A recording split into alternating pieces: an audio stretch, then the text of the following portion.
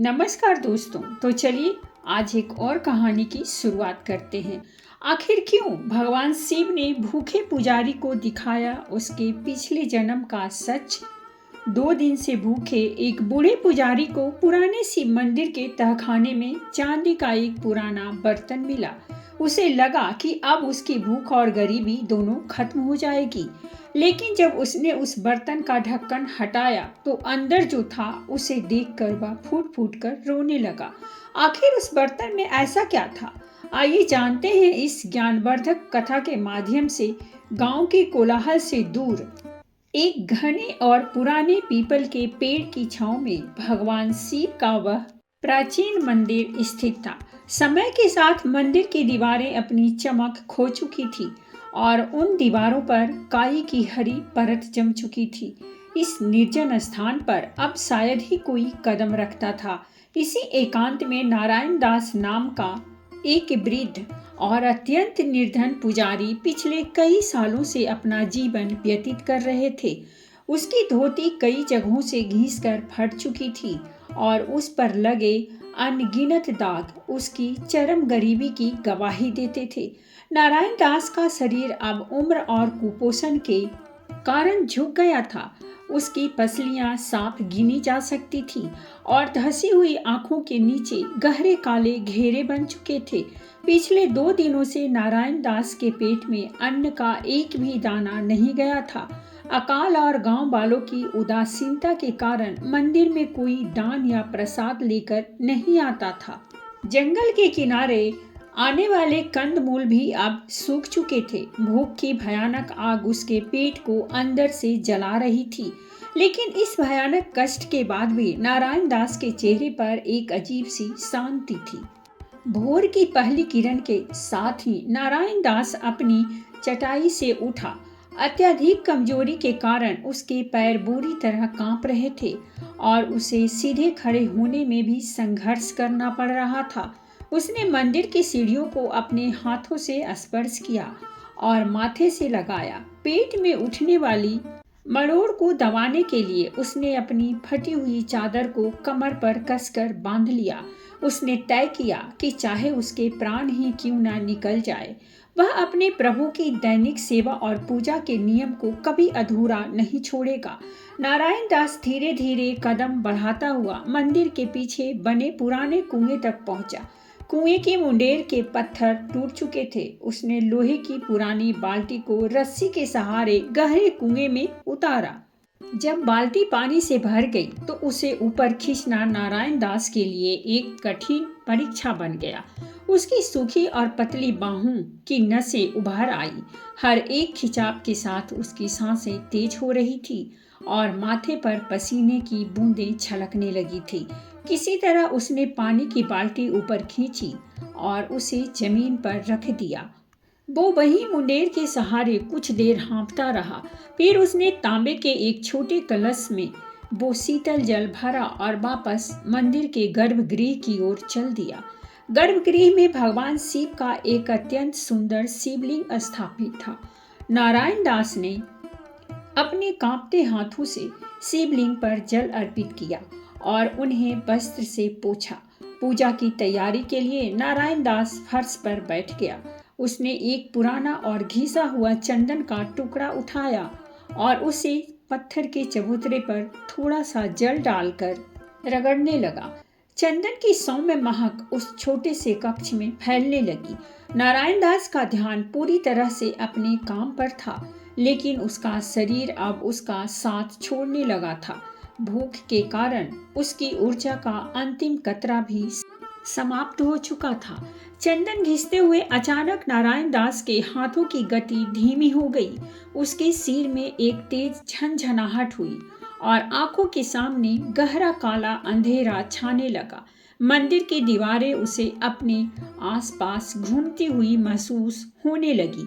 नारायण दास ने अपनी आंखें कसकर बंद कर ली और गहरी सांस लेने का प्रयास किया, लेकिन कमजोरी इतनी अधिक थी कि उसके हाथ से चंदन का टुकड़ा छूटकर फर्श पर गिर पड़ा। वह अपना संतुलन पूरी तरह से खो बैठा। चक्कर आने के कारण उसका शरीर पीछे की ओर लुढ़कने लगा। गर्भगृह काफी छोटा था। गिरने और सिर पर चोट लगने के डर से नारायण दास ने अपने दोनों हाथ पीछे की ओर बढ़ाए। उसकी हथेलियां गर्भगृह की पिछली पुरानी और सीलन भरी पत्थर की दीवार से जा टकराई। नारायण दास अपनी अंतिम शक्ति लगाकर उस दीवार के सहारे रुकने का प्रयास कर रहा था। उसकी सांसें तेज गति से चल रही थी। वह घुटनों के बल फर्श पर बैठ गया और अपनी हथेलियों का पूरा दबाव दीवार के एक चौकोर बड़े पत्थर पर डाल दिया। उस शांत गर्भगृह में केवल नारायण दास की हाँफती हुई आवाज ही गूंज रही थी। वह कुछ पलों तक उसी अवस्था में स्थिर रहा, बस इंतजार में कि उसके सिर का चक्कर थोड़ा कम हो जाए। तभी एक अत्यंत भारी और गूंजती हुई आवाज से सन्नाटा टूट गया। जिस पत्थर पर नारायण दास ने अपने हाथों का वजन डाला था, वह किसी गुप्त यंत्र की तरह अपनी जगह से खिसकने लगा। पत्थरों के आपस में रगड़ने की कर्कश आवाज से नारायण दास का ध्यान अचानक टूट गया। उसने चौंक कर अपनी आंखें खोली। सामने का नजारा देखकर उसकी थकान और चक्कर एक ही पल में गायब हो गए। दीवार का वह विशाल पत्थर पूरी तरह से पीछे की ओर खिसक चुका था और वहां एक संकरा अंधेरा मार्ग खुल गया था। नारायण दास विस्मय से उस द्वार को देखता रह गया। वह उस मंदिर में अपने बचपन से था, लेकिन उसने कभी सपने में भी नहीं सोचा था कि गर्भगृह की ठीक पिछली दीवार के पीछे कोई गुप्त स्थान हो सकता है। अंदर से बरसों पुरानी बंद हवा और सूखी मिट्टी की गंध बाहर की ओर आई। नारायण दास के मन में एक साथ भय और तीव्र जिज्ञासा ने जन्म लिया। उसने गर्भगृह में जल रहे पीतल के दिए को अपने बाएं हाथ में उठा लिया। दिए की रोशनी बहुत तेज नहीं थी, लेकिन वह रास्ता देखने के लिए पर्याप्त थी। नारायण दास ने अपने कांपते हुए पैरों को समेटा और उस अज्ञात गुप्त द्वार के भीतर अपना पहला कदम रख दिया। द्वार के भीतर प्रवेश करते ही नारायण दास को नीचे की ओर जाती हुई संकरी सीढ़ियां दिखाई दी। सीढ़ियों के पत्थर काफी ठंडे थे और उन पर जगह जगह मकड़ी के घने जाले तने हुए थे। नारायण दास एक हाथ से दीवार का सहारा लेते हुए दूसरे हाथ से दिए को आगे की ओर पकड़े हुए बेहद सावधानी से एक एक सीढ़ी उतरने लगा।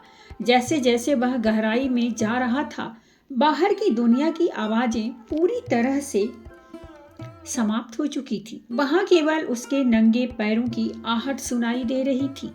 अचानक कुछ चमगादड़ रोशनी देखकर फड़फड़ाते हुए उसके सिर के ठीक ऊपर से गुजरे। नारायण दास डर के मारे वहीं बैठ गया और उसने अपने सिर को हाथों से ढक लिया। उसका दिल जोर से धड़क रहा था।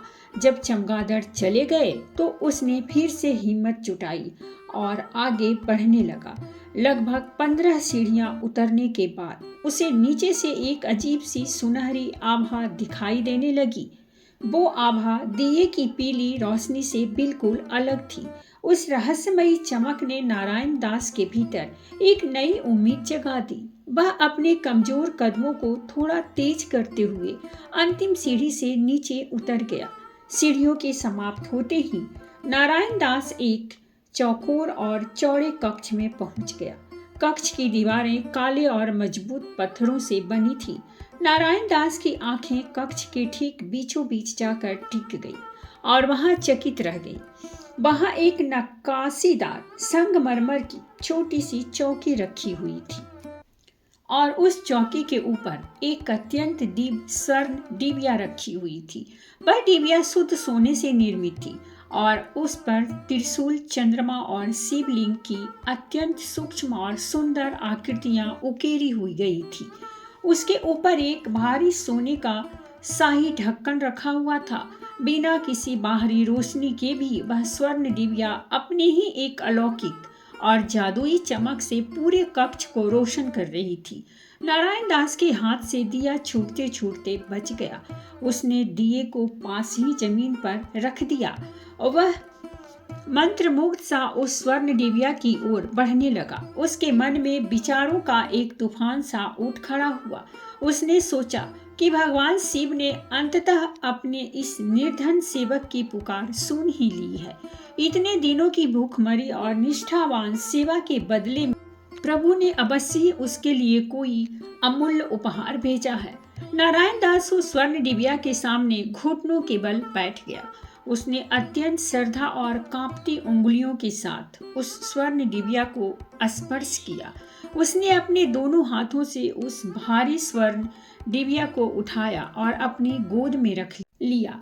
उसकी आंखों में खुशी के आंसू तैरने लगे। नारायण दास मन ही मन कल्पना करने लगा कि इस चमत्कारी और शाही डिबिया के भीतर अवश्य ही देवताओं के खाने योग्य स्वादिष्ट व्यंजन होंगे। उसने सोचा कि इसमें ताजे रसीले फल, मेवे, सुगंधित हलवा और शुद्ध घी से बनी गर्म रोटियां होंगी, जो न केवल उसकी 2 दिन की भूख को मिटाएगी बल्कि उसके जीवन की सारी दरिद्रता को भी समाप्त कर देंगी। उसके मुंह में पानी आने लगे और पेट की भूख और भी ज्यादा उग्र हो उठी।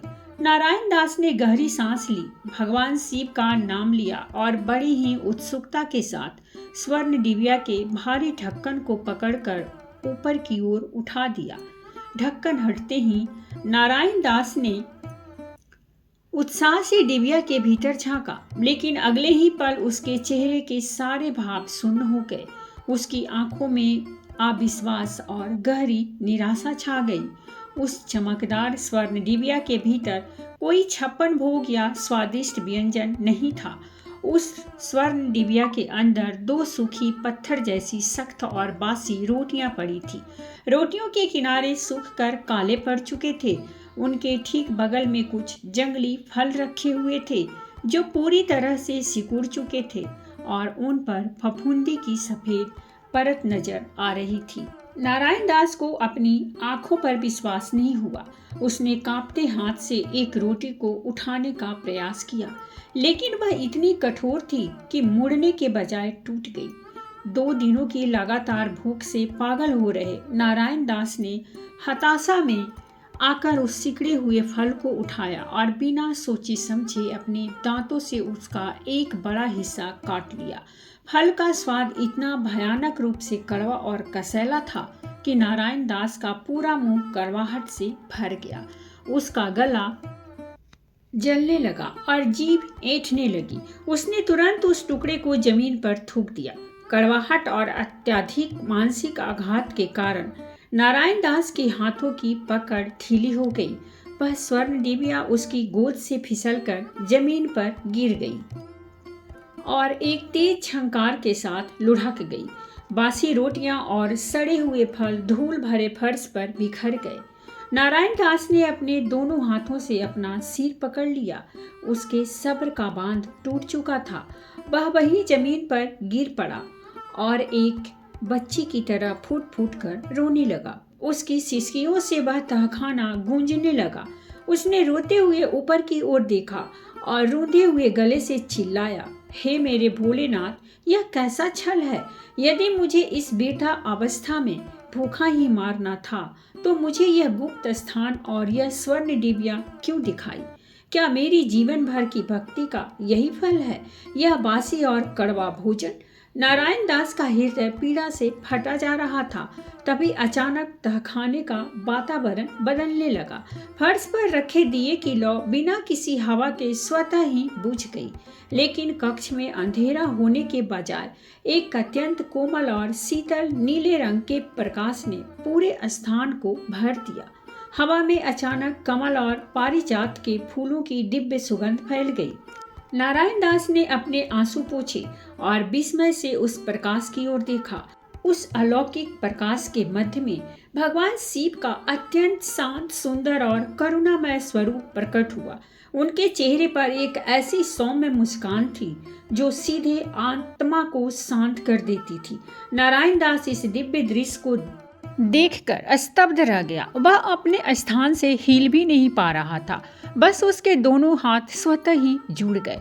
भगवान शिव ने अपनी अमृत जैसी गंभीर और मधुर वाणी में कहा, नारायण दास, व्यर्थ ही विलाप मत करो।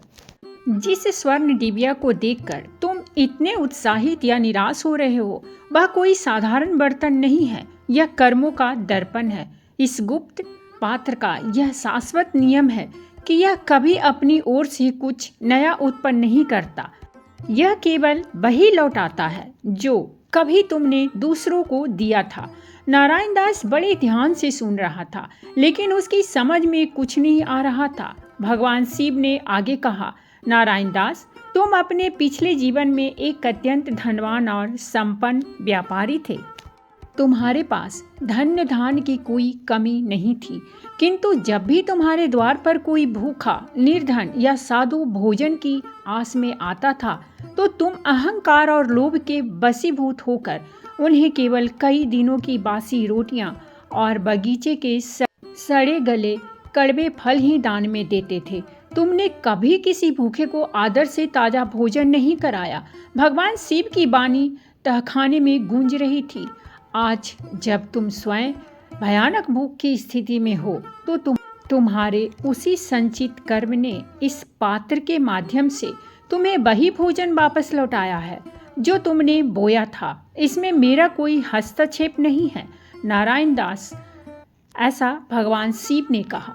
मनुष्य जैसा बीज बोता है, समय आने पर उसे वैसा ही फल काटना पड़ता है। यह कड़वाहट तुम्हारे ही अतीत के कर्मों का स्वाद है। इतना कहकर वह दिव्य नीला प्रकाश धीरे धीरे सिमटने लगा और भगवान शिव का दिव्य स्वरूप अंतर ध्यान हो गया।